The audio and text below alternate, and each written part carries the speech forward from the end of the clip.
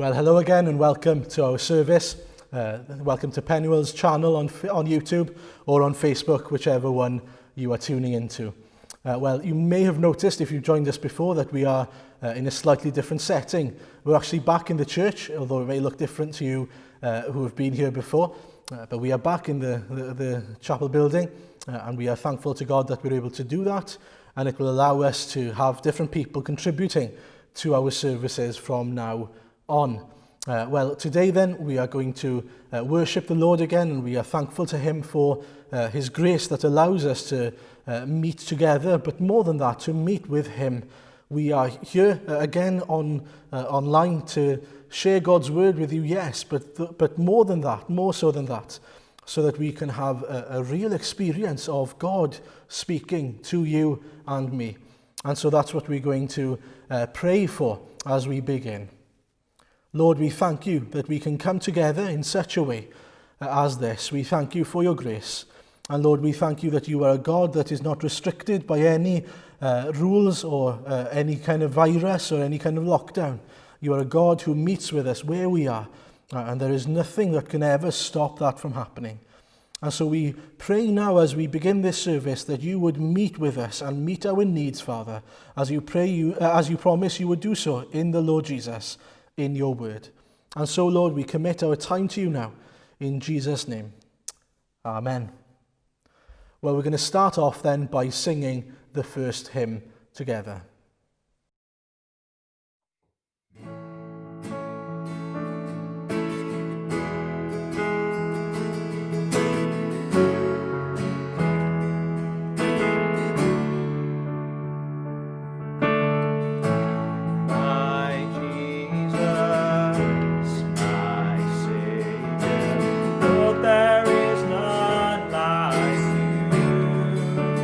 All of my days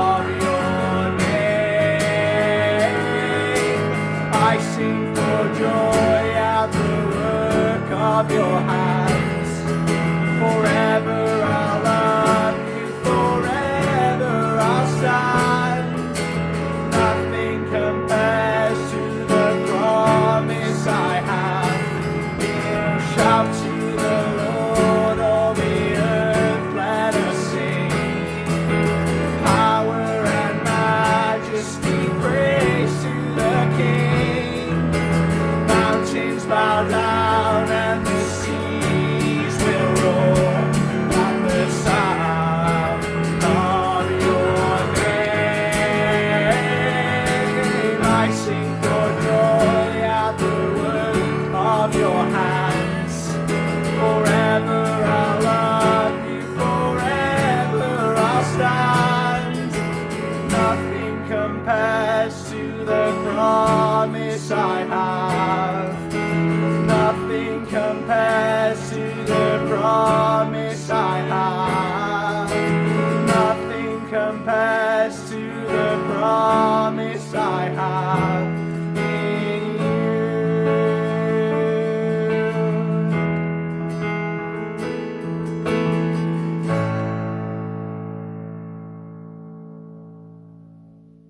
Well, today's reading then comes from Psalm 108. We're taking a break from our series, and Sam will be preaching to us, who's a member and a deacon in our church. He'll be preaching to us on Psalm 108 today. And if you have a Bible, you can turn with me. I'm reading from the ESV version. My heart is steadfast, O God. I will sing and make melody with all my being. Awake, O harp and lyre, I will awake the dawn. I will give thanks to you, O Lord, among the peoples. I will sing praises to you among the nations. For your steadfast love is great above the heavens. Your faithfulness reaches to the clouds. Be exalted, O God, above the heavens. Let your glory be over all the earth, that your beloved ones may be delivered. Give salvation by your right hand and answer me. God has promised in his holiness, with exultation I will divide up Shechem and portion out the valley of Succoth. Gilead is mine, Manasseh is mine, Ephraim is my helmet, Judah my scepter. Moab is my wash basin, upon Edom I cast my shoe. Over Philistia I shout in triumph. Who will bring me to the fortified city? Who will lead me to Edom? Have you not rejected us, O God? You do not go out, O God, with our armies. Oh, grant us help against the foe, for vain is the salvation of man. With God we shall do valiantly. It is he who will tread down our foes. Amen. Well, let's spend time in prayer now. Heavenly Father, we thank you that we can come before you, that we can bow our heads and come before you, Lord God Almighty. We thank you that there is no one like you.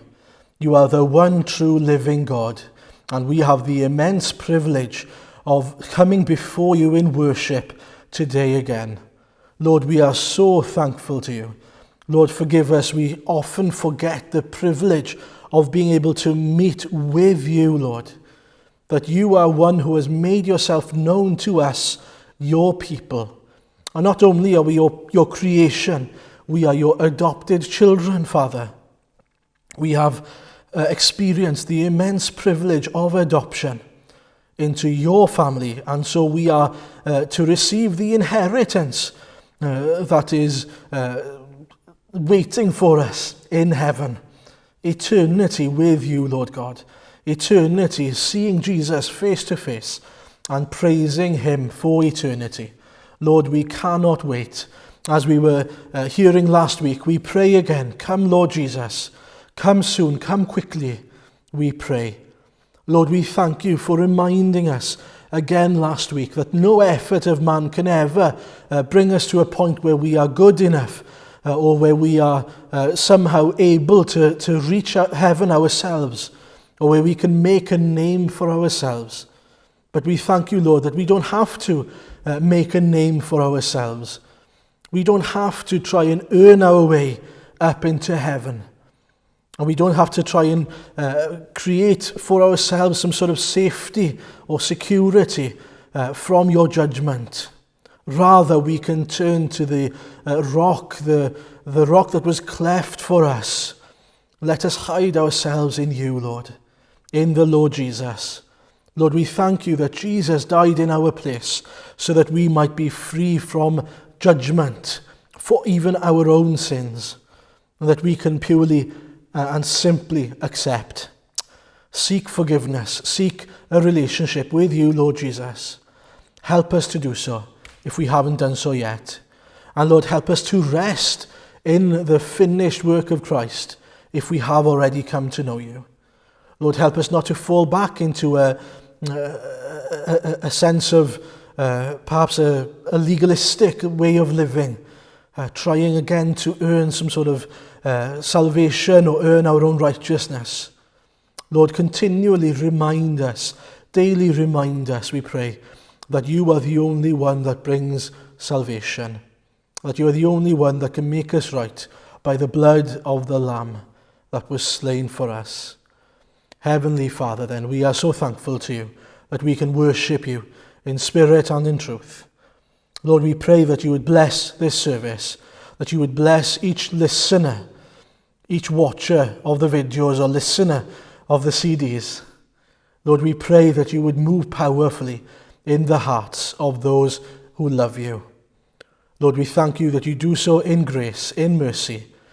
And Lord, we pray now, have your way in us. We surrender to you.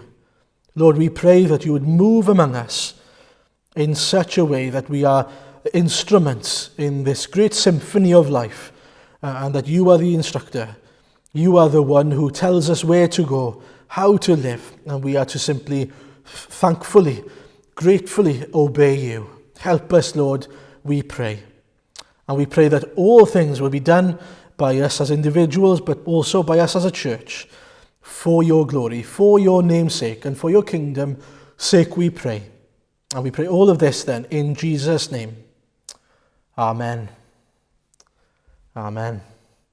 Well, as I said, it's Sam who's preaching to us today, and so Sam will now preach from Psalm 108. Good morning. It's nice to be back with you, and I'm excited to share with you this psalm. It's been on my heart through the period of this lockdown, Psalm 108. And the first time I read through this psalm recently, I took for granted that it was a worship psalm. Perhaps it was one that was used for the temple choir. I didn't realize for a good while that it was written during a difficult time for David. It tells us in verse 5 and 6, "Be exalted, O God, above the heavens. Let your glory be over all the earth, that your beloved ones may be delivered. Give salvation by your right hand and answer me." The situation that he's uncertain about is a battle on the horizon. And biblical writers would often use Edom as a stand-in for Israel's foes. And this is what may happen here in this psalm here. But for us, there are many situations that could lead us to be or to feel like David, especially with this current situation with the virus and everything else that goes along with it. What can we do then? Well, we'll look at three things that David does in this psalm in order to get him through the situation. Firstly, he talks to himself. Secondly, he repeats God's words back to God. And thirdly, he reminds himself of God's promises.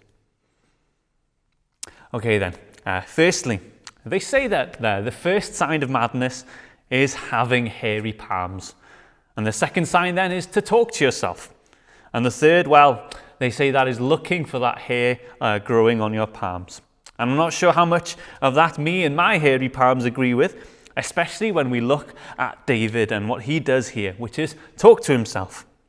I think this is something very wise to do, and it's not a sign of madness.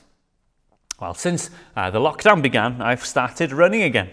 I say again, but I don't really remember a time where I did before, but nevertheless, when I do, there come occasions, there are times that happens when I find myself talking to myself, when I'm halfway up a steep hill, or trying to beat the clock to get home, or when I can feel my feet dragging. And that's when I talk to myself. That's when I say things like, "Not much to go. Come on, only 10 seconds to go until 30 minutes. You can do it.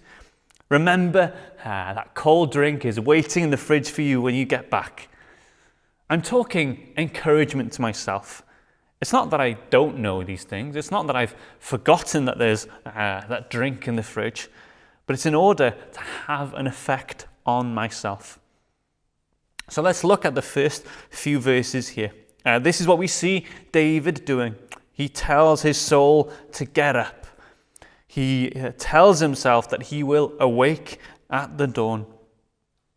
That's enough dragging your feet, you lazy bones. Get up and worship. He tells himself that his heart is strong and that it will not fail.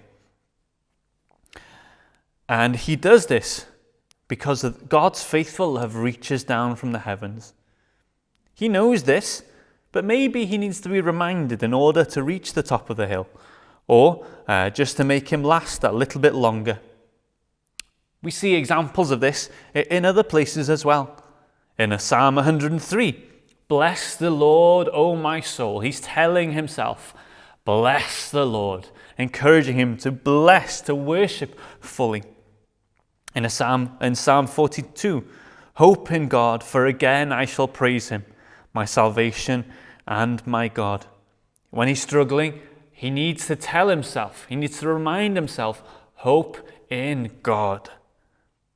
And in Psalm 123, he tells himself, lift up my eyes. I lift up my eyes to you who are enthroned on the heavens. He's telling himself what he's doing to make sure that he takes note, to make sure that he knows what he's doing, that he is worshipping, he is looking towards God. He wants his soul and his body to obey him and to do what is right.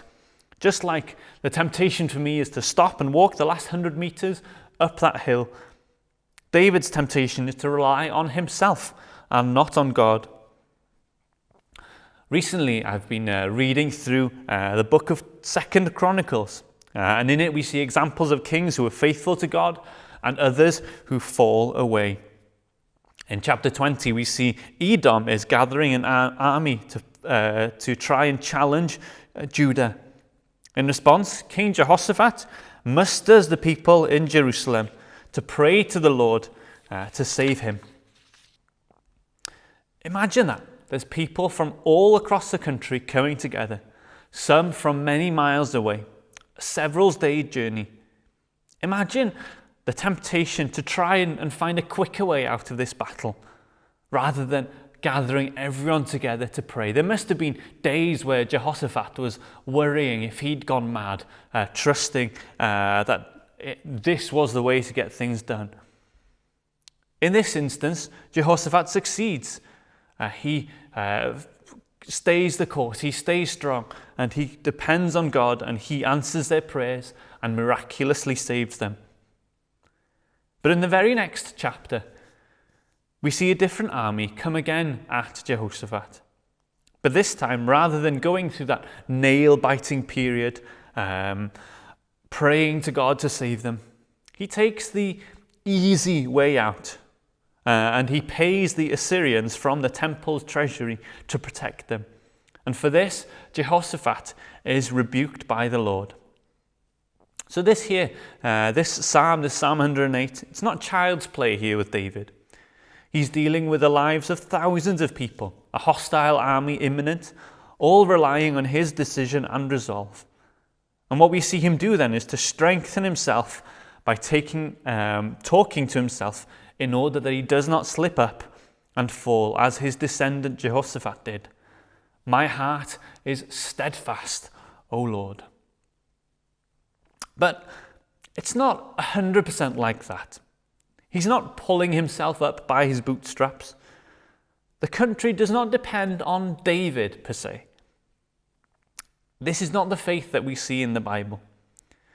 There's not some deep reserve within ourselves that we must dig down into. It's not that we find some strength deep within us, because the Bible shows us clearly that we can't depend on ourselves for this. We can't depend on other people to save us. We can't depend on other things to do so. What we need to do is remind ourselves of the unquenchable fountain there is in the Lord, and not on our own unknown deep reserves, which may or may not be there. The Lord Jesus is kind. He's loving and gracious. Salvation has not and will not depend on anyone's strength to save themselves, because the Bible shows us that that can't happen. There's nothing that can bear up to that pressure. That is why Jesus came, to die on the cross for sinners, those who are too weak to pick themselves up out of the muck and the mire, those who are stuck in their sins, not able to save themselves. That is, each and every one of us. None of us is able to rescue or to save ourselves. But God shows his love for us, in that while we were still sinners, Christ died for us. He died that we might live. By his wounds we have been healed. He takes our punishment that we might take his reward. We are adopted as sons and daughters and co-heirs with him only through faith in him. God saved Judah from Edom's army in Jehoshaphat's time, miraculously. By the time they got to the battleground, it was all over and done with. All they had to do was collect the spoils. They did not have to lift a finger. They had to trust in the Lord that he would keep them, and he will. He will keep us. That's what he says he's going to do, and we can rely on him to do so. So how then does David pray? We've seen how he strengthened himself by reminding himself of God's faithfulness and love, by speaking to himself to encourage himself to remain faithful. But the way he does this, I think, is beautiful. When I was in university, there was a system called Turnitin. And this was a system that, through it, we submitted our assignments. The computer would scan all our work, and it would compare it against all the works that had been submitted to that university or had been published anywhere in the world. It would look at it, and it would give you a score depending on how similar it was to other people's work. And anywhere between 10 and 20% was acceptable, because you might use the same turn of phrase as someone else, or maybe you'd use the same quotes that someone else used. But if David submitted his psalm through Turnitin, he would have been done for plagiarism, I'm sure. The first 5 verses come straight from Psalm 57, and the remainder come from Psalm 60. He didn't even make an effort to hide it. These psalms probably face each other across the page. What he's doing here is not cheating on assignments. He's doing something that we should strive to do. He's using God's own word to convey what he's feeling. That's something that we can do in our own prayers. This quote from Jen Wilkin has helped me immensely in my prayer life. If all we do in prayer is repeat the attribute of God back to him, that is enough. There's no pressure. If all we do while we pray is tell God who he is, that is enough. The same is true when we come to his word. If all we do while we pray is repeat his word back to him, that is enough. There's no pressure to use the correct format or formula, or speak in Shakespearean language, or to follow the right turn of phrase. Jesus condemns this practice of praying in the right way just for that sake. Rather, God is satisfied and even encourages our fumbling, bumbling prayers. If we say, you are faithful, you are good, you are loving, your love is as great as above the heavens, your faithfulness reaches the clouds, that is enough for God. That's what he wants us to do, to turn to him and honestly tell him who he is. He sees through all the fluff and the nonsense that is excess to our faltering prayers. He sees our hearts, and that is what he's after. He wants us to be open and honest with him, to climb up onto our Heavenly Father's lap, to catch up to him, and tell him what's on our hearts.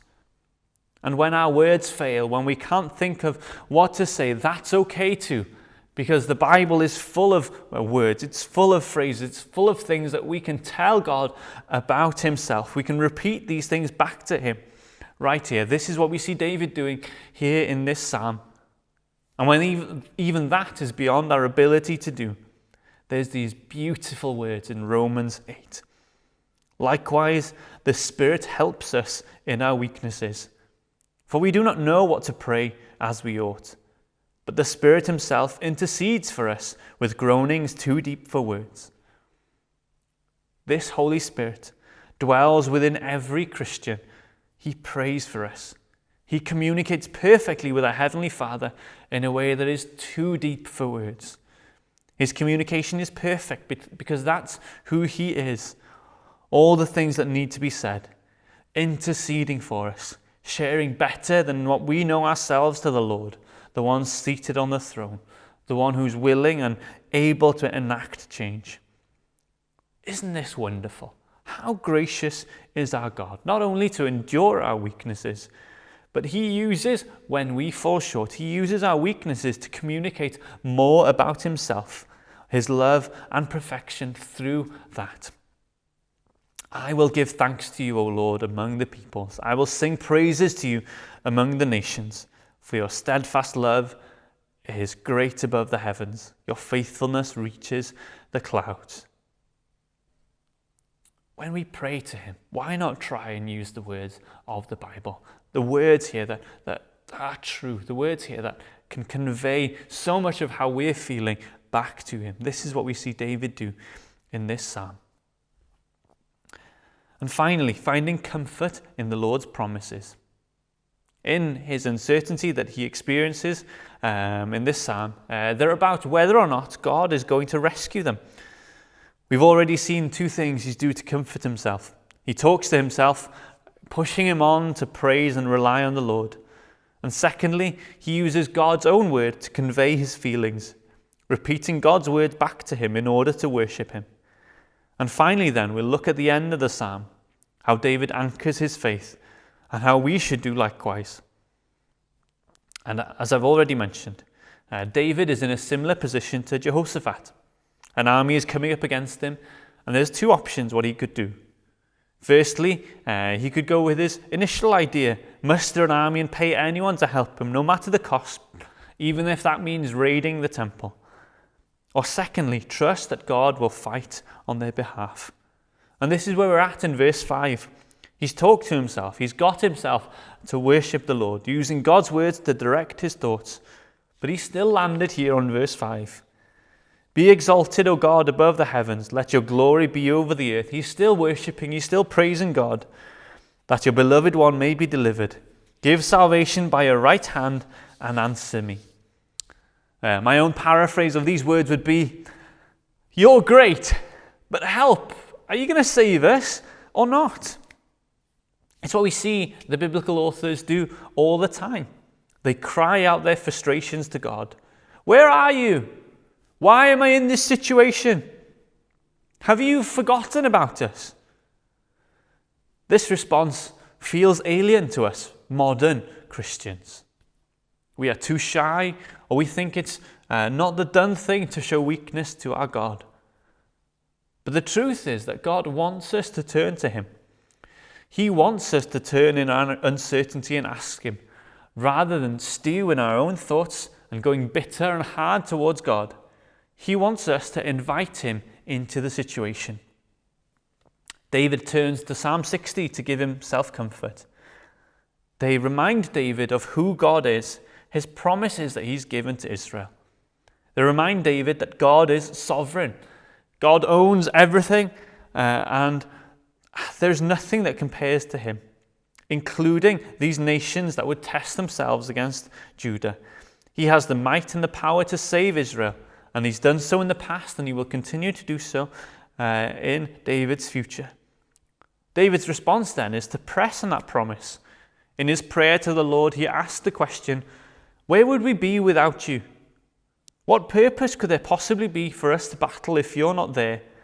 Please help us, God, according to what you've promised us.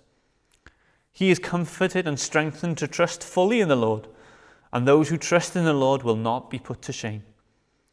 The last verse of this psalm is this: with God we shall do valiantly. It is he who treads down our foes. Now look at that confidence in the last verse. With God we shall do valiantly. It is he who shall tread down our foes. That is where he lands at the end of this psalm. He's reminded himself that God is the one who fights on their behalf. It's not depending on him. It's not dependent on the army that he's managed to collect. It's not dependent on what he can do. It depends solely on God. But what about us? There shouldn't be an army knocking on our doors. What do we do about this then? Well, Magali shared a few weeks ago on Pennywell's WhatsApp group a video that you might already see. It has the comedian Michael McIntyre visiting a fortune teller with his crystal ball, and he looks into the future. And the joke is, a spoiler alert if you still haven't seen it, is that the Michael McIntyre from 2019 could not imagine what 2020 was going to look like. Nothing was as it should have been according to last year's standards. The coronavirus, the economic crisis, and the eye-openings that so many of us have had to the systemic racism that still impacts our daily lives, even where we are. Things are not how they should be at this point in time. The world feels as if it's gone mad. And I'm sure many of you who are wiser and more attentive than me will tell me that this is nothing new. The world has had hairy palms for as long as it's had hands.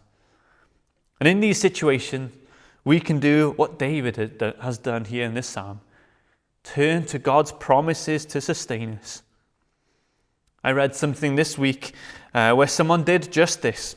They were comforted by the promise that all things will be made new.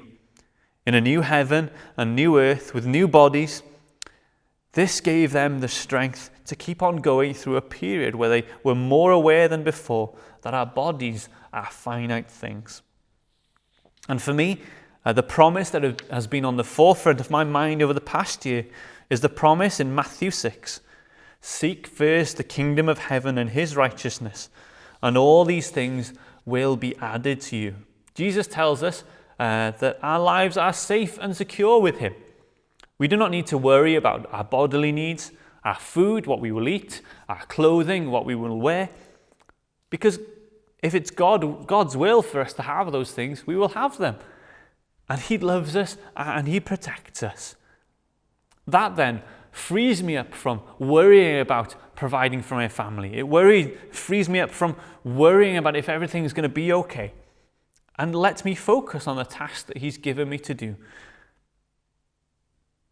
The Bible is jam-packed full of these promises to help us grasp and pray that God answers them.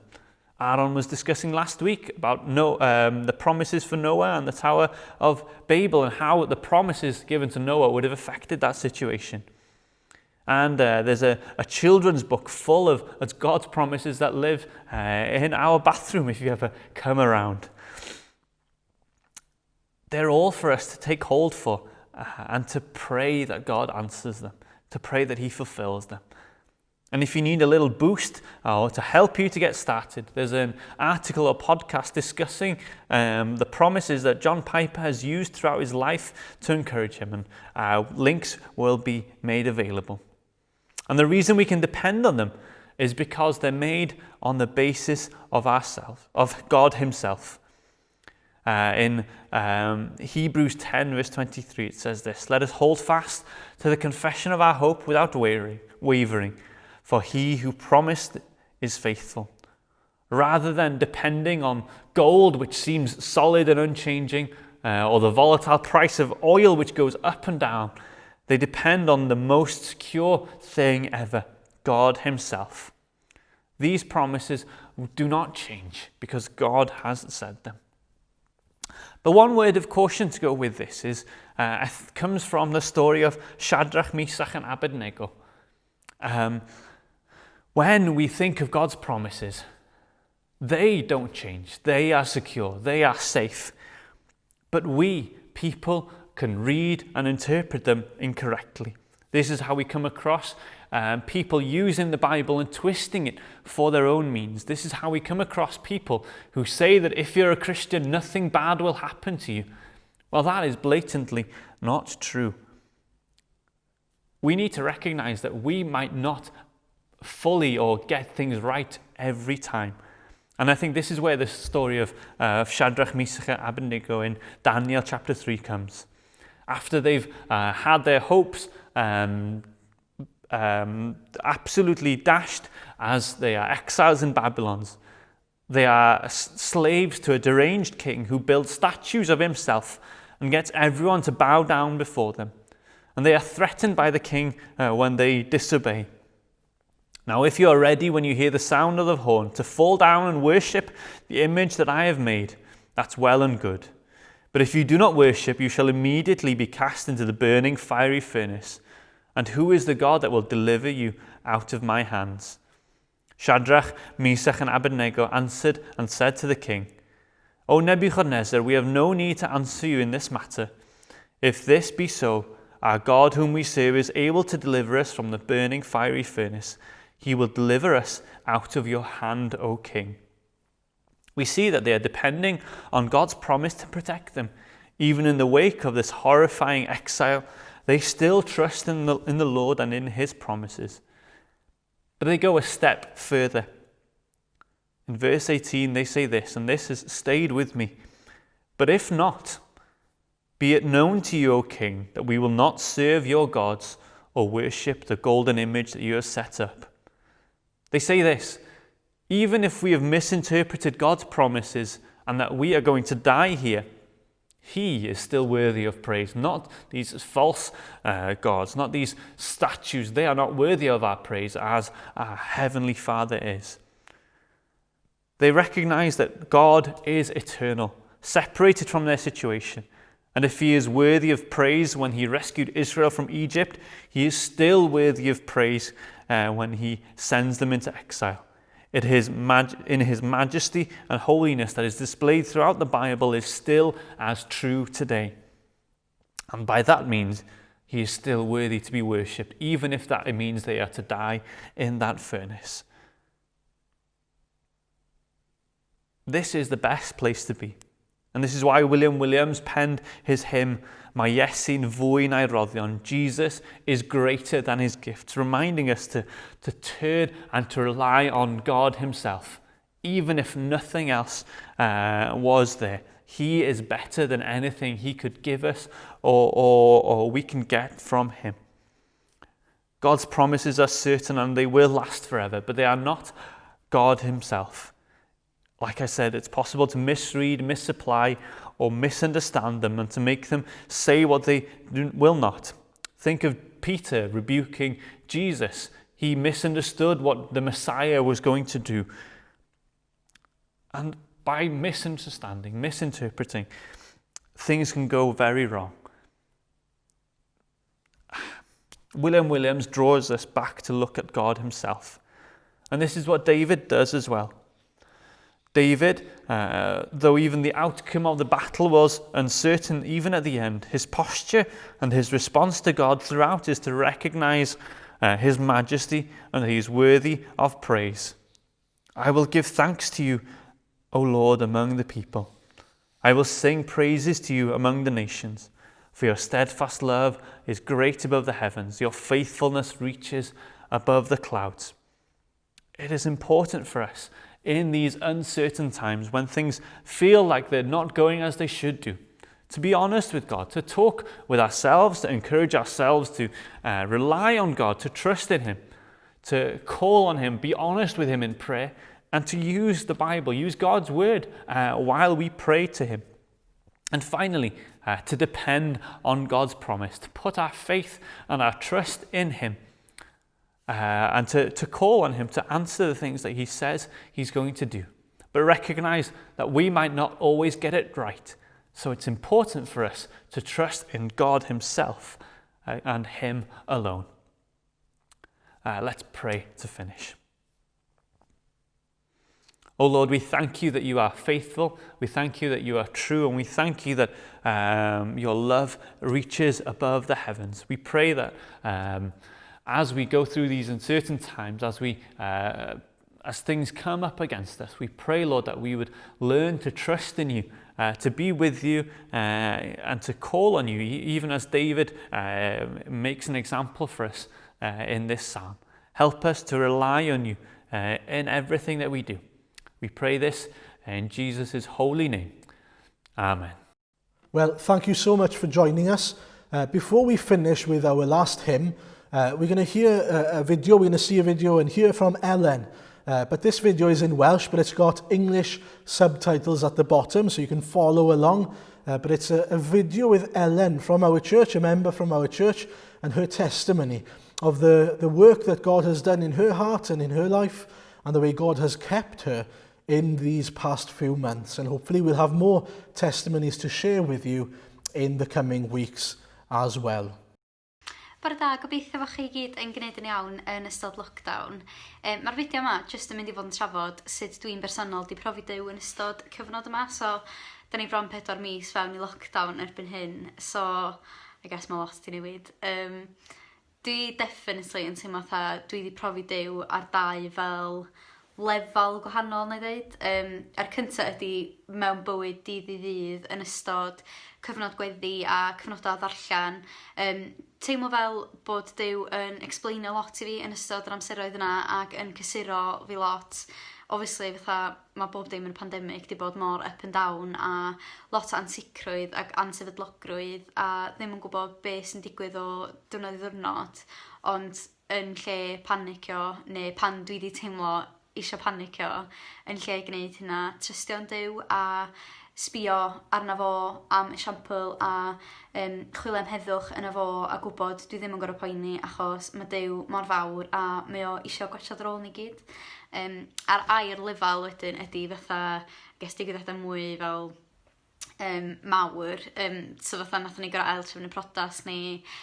Dwi wedi symud tŷ i gyd yn ystod lockdown a mae'r pethau yna wedi bod yn really scary a really nerve-wracking a ddim be oedden ni'n disgwyl o gwbl, so ni byth i gallu cynllunio ar gyfer y pethau yna. Maen nhw jyst wedi bod hollol allan o reolaeth ni, ond diolch byth, mae Duw yn gwrando arno ni mewn gweddi, mae o yn agos ata ni a dwi'n sicr yn teimlo bod fi wedi profi agos atru Duw a cysur Duw a hefyd sofranaeth Duw, gwybod bod o yn gwybod mwy na fi ac yn gwybod yn well na fi a mae wedi bod yn rili hawdd trystio fo achos bod fi'n gwybod hynna. Well, as I said, thank you for joining us, and we'll finish with a hymn. We are so grateful for you joining us. We pray the Lord's blessing on you. We pray that He would move in your life. And we also want to say if there's anything we can do to help you, if you have questions, if you have issues, if you have concerns or fears, please get in touch with us. You can go onto our website or our Facebook page, whichever one is easier for you. But please do get in touch if there are questions, or if you'd like to know Jesus more, or if you would like to become a Christian perhaps. Please get in touch with us and hopefully we can assist you with that. And so we'll finish now with our hymn. Bless you. See you next week.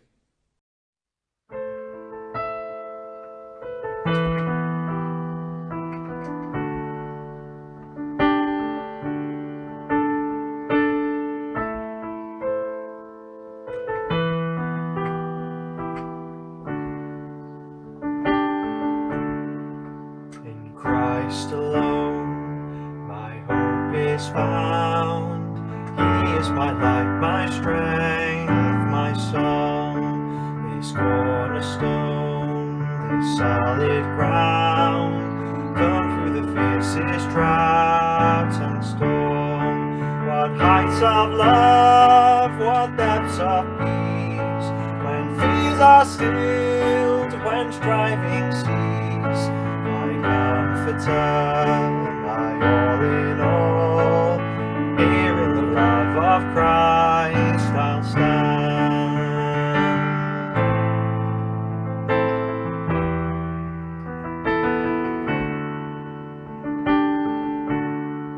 In Christ alone, who took on flesh, fullness of God in helpless babe. This gift of love and righteousness, scorned by the ones He came to save. Till on that cross as Jesus died, the wrath of God was satisfied. For every sin on Him was laid. Here in the death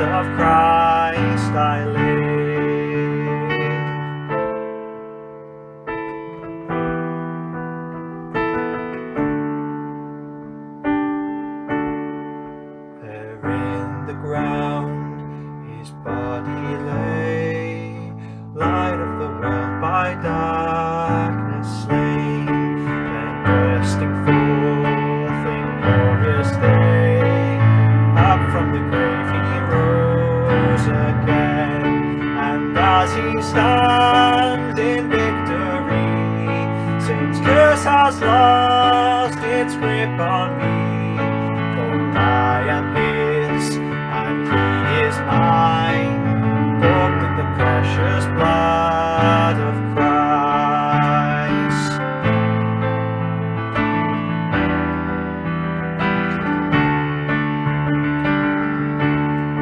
No guilt in life, no fear in death, this is the power of Christ in me, from life's first cry to final breath, Jesus commands my destiny.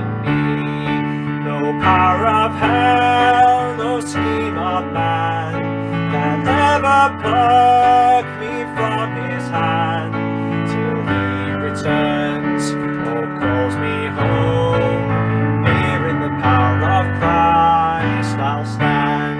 No power of hell, no scheme of man can ever pluck